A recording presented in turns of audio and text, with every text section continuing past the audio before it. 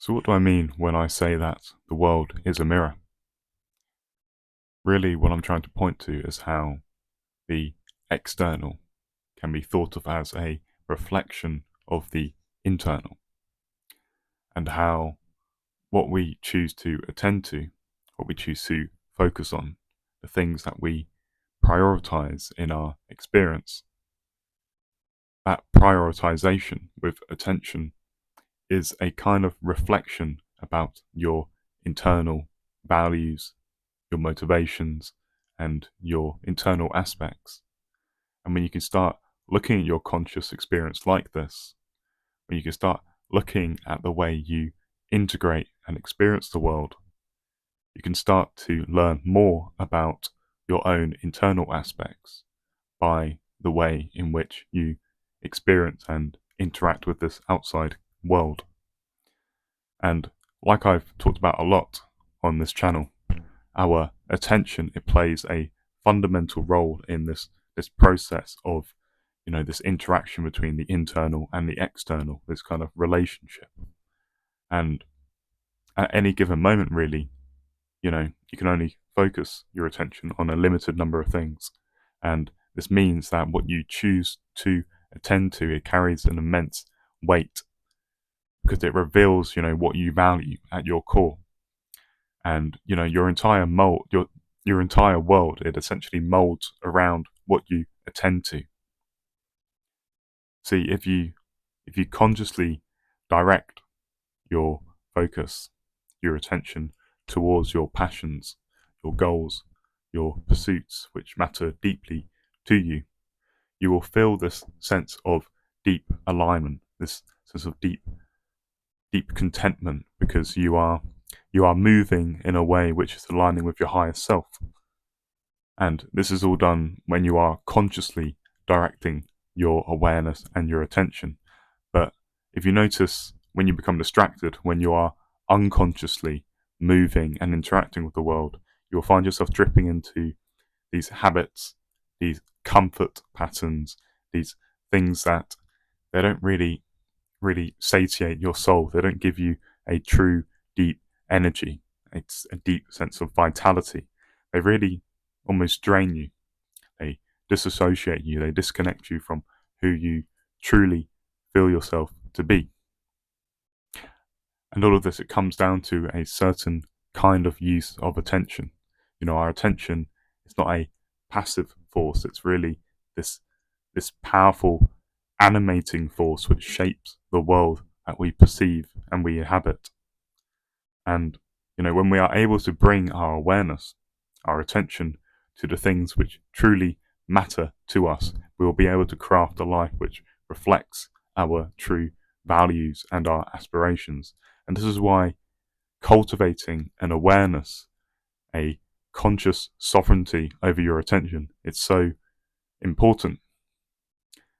And this is why I'm really calling your attention to how your attention moves about the world, and how the things which you are attending to is reflecting you. It's reflecting how you are in that particular moment. And we all want to build and create a life which is in alignment with our highest ideals. We want our external worlds, which situates us to mirror our highest ideals. We don't want it to reflect us being lazy or just not really there, not really with it. Think about it.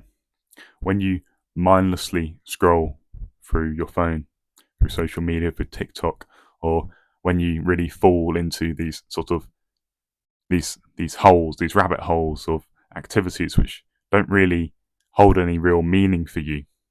They don't reflect back your highest self.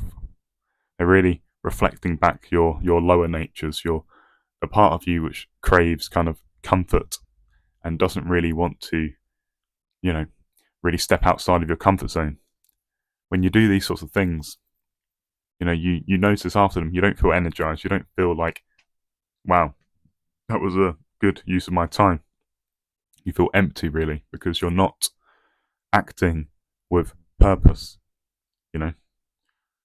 You're not aligning with your true and highest sense of meaning, what you're truly called towards doing.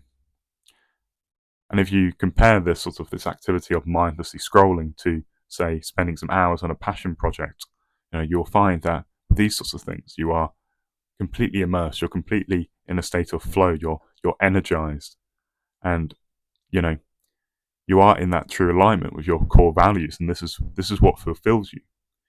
Mindlessly scrolling, mindlessly and going through entertainment or whatever addictive pattern, it doesn't energize you, it drains you, and it doesn't resonate with who you truly are. And you know this. You know this. Every choice that you make about where to place your focus upon, it reflects your values in that moment.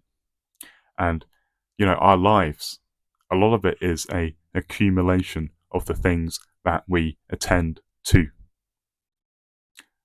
And, we have to be mindful of this, really. And you see, it's not just our interactions with various activities which sort of can reflect back our sort of values in the moment, even in the social world. We can view our social interactions and our sort of intuitive reactions and intuitive sort of assessments and judgments to kind of mirror. For example, when you judge or feel this sense of criticizing someone, for some particular aspect, whether they're selfish or whatever, that criticism, that projection of criticism onto another person, it can serve as a kind of mirror. It can be a kind of thing that props up, and it, you know, we may be judging someone for being selfish, for example, but we may be almost externalizing our own internal shame, our own kind of selfish nature, and it's easier to sort of project it outwards than really acknowledge our own capacity for selfishness. For our sort of our selfish aspects, which we perhaps haven't fully acknowledged. Often, loads of people sort of project out, their own internal conflicts through criticizing and judging other people, But if you are mindful, you can take a step back and you can look at, why was my attention called towards focusing on that aspect of that person? Why did I feel this kind of this urge to bring that aspect to the foreground of my mind? Now not all social judgment or assessment is a pure projection, but a lot of it is, and I think we would all benefit from being able to step back and to look at the ways in which we can project our own internal conflicts on other people. And we can look at these sorts of projections, these own sort of internal niggles when we look at another person and feel they're behaving in this particular way. We can look at that sort of intuitive reaction as an invitation for looking inwards, for deeper self-awareness. And, we can recognize this, it will allow us to not be so reactionary in social situations, to not get so swept up in projecting and criticizing and judging other people. We can really transform our interactions with other people through this sort of this simple shift. And if we can transform our interaction with other people, we can also transform our own interactions with ourselves, our own aspects, the parts of us which we don't fully acknowledge. We come to know ourselves more. And you see,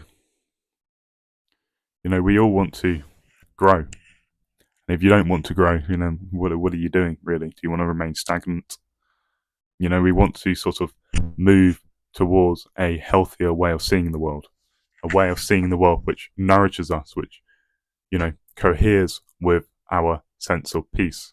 We don't want to reside in a world that is full of dangers and threats and which isn't enjoyable.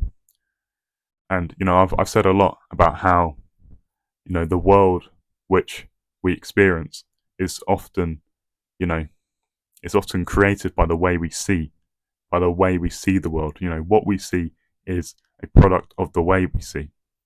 And, if we only ever see the world in terms of threats and dangers, we'll only ever attract those experiences into our lives. But if you see the world in terms of opportunity, exploration, growth, and joy, you will naturally attract those experiences into your life. You will attract experiences which align and cohere with your internal beliefs and assumptions about reality. And this is how really our mindset, our predisposed nature, will shape the external experiences which we encounter. And this is really how powerful our internal state truly is, and how our internal state will shape the external world which you experience. And this is very important. You see, people think that they can find contentment and peace just by changing their external world, but this is wrong. You need to change your internal environment first, and you will find that as you change your internal environment, your external environment will naturally begin to mold around those changes. It's all about changing your perceptions, your thoughts, and your focus in order to really reflect what you truly want. You need to bring that into alignment with your higher self, essentially. You need to, if you want to change the outside, you need to change the inside. And when you can sort of cultivate this sort of internal sense of peace, this sense of contentment and alignment, that energy, that internal energy will naturally radiate outwards, and it will attract those external experiences which align and resonate with that. And so, yeah, to sort of conclude, remember that the world around you is a reflection of your inner state, and really pay attention to what you focus on and how you engage with life, because you do have the power to create a reality which mirrors your highest values and your deepest aspirations. People who tell you that you can't do this are lying to you. And it all comes down to consciously directing your attention to align with your highest self. And if you do this, you will find fulfillment. You will find purpose in every moment of experience. And you should believe that, because it's true. So yeah, I'll conclude there. Like, subscribe. Have a great day. Goodbye.